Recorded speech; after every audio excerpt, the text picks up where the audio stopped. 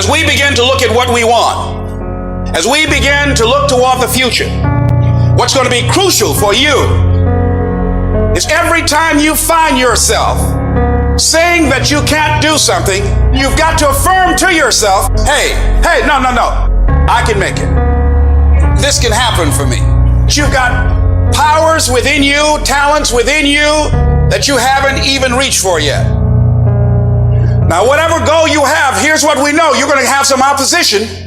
You're going to have some difficulties. You're going to have some challenges. Long journey, long dark night. But when you hold on to your dream, don't let anybody kill it in you. Just hold on to that dream. When it doesn't make sense to anybody, including you sometimes, just hold on. Once you give yourself an opportunity to try and to stretch, you'll find out you can do more than you can ever begin to imagine. The first level to success in life, the very first level, is you seeing it. Like it's clear to you. You know exactly what you want. You know exactly when you want it. You know exactly what it tastes like, look like. Before you really blow up, and you get success, you literally have it in the palm of your hand without having it. What does your dream look like? What does it smell like? What does it taste like? The problem with some of y'all is you want somebody else to support your dream. It's yours. I don't owe you a dime. Dream. If you wanted to have it, get your butt up and make it happen. If you wanted to have it, rise and grind. I ain't put my dream on nobody else, and I don't care what nobody think about my doggone dream. This is my time. This is my moment. Tomorrow. Ain't no such thing as tomorrow. We only got today. It's necessary that you be patient. It's necessary that you take a stand, that you dig in. It's necessary to know there are going to be some difficult times. I know I'm going to have to take some blows. Find out how strong I am. Can I stand up? I know I'm going to experience some rejection and disappointment. I know there are going to be some hard decisions to make. The things are going to be so uncertain that I'm going to feel overwhelmed and feel like I can't handle it. I know I'm going to experience all of that. Why? It's necessary. It's a part of life. It's called life. All of that will create you to a certain kind of person. That as you go through that experience, what you become in the process, that you'll discover a part of you that you did not know was there. Don't cry to give up. Cry to keep going. Don't cry to quit. You already in pain. You already hurt. Get a reward from it. Don't go to sleep until you succeed. It's about heart. You gotta have heart. Pain is temporary. It may last for a minute, or an hour, or a day, or even a year. But eventually, it will subside. And something else will take its place. If I quit, however, it will last forever. I dare you to take a little pain. I dare you. I dare you not to go home. Somebody said, I gotta go home, I feel bad. Go through it. You ain't gonna die. At the end of pain is success. The most powerful part of Think and Grow Rich, man, is he has this part, he says, can you survive the temporary? And if you can survive the temporary, he says, on the other side of temporary pain, you get introduced to your other self. And that other self, he doesn't say this, but that other self produces that other life. And so here's what happens for most of us. We think everything's permanent. And because we think it's permanent, we make permanent decisions based on temporary conditions.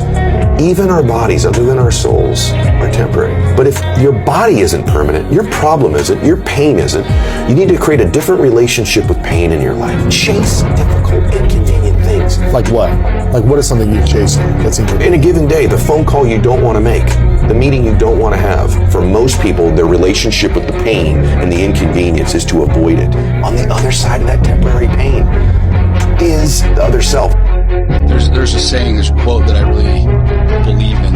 When the pain of the current reality becomes greater than the fear of change, that's when we change. So like when the pain becomes so intense that it's greater than the fear that you have of the unknown, then you'll go into the unknown. You can stand there at the door looking at this abyss, but when it becomes so fucking painful that you walk into that, that's when the change happens. The greater the pain, the greater the power. If you're gonna have the power, you gotta be prepared to deal with the pain. The pain is a part of the power. And in fact, you will understand who you are by who hates you. David is hated by a king because he is a king. You're going to have pain that's commensurate not to your situation, but to your identity. When you are a king, your name will be brought up amongst kings. And don't be surprised if your enemies don't graduate with your anointing to another level, and your frustration is commensurate to your anointing. Let me break it down plain. New levels bring new devils. When you get to another level, you got another level of devil to fight. Imagine if you could use pain as a fuel. Imagine if you could use the pain as a passport. Imagine if you could use the pain to push you, to condition you, to prepare you for the stages and the rooms you gotta walk into and the tables you gotta sit at and the stages you have to stand on. What if the pain could make you better? What if the pain could build muscle? What if the pain could cause you to reach higher, to leap farther, to run faster? What if the pain could help you? What if all pain isn't hurt, but it's help? It's been tough. It's been hard.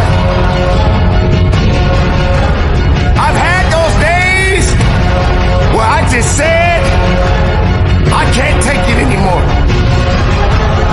I had those days where I cried out. I didn't think no one was listening. Boy, it's been tough.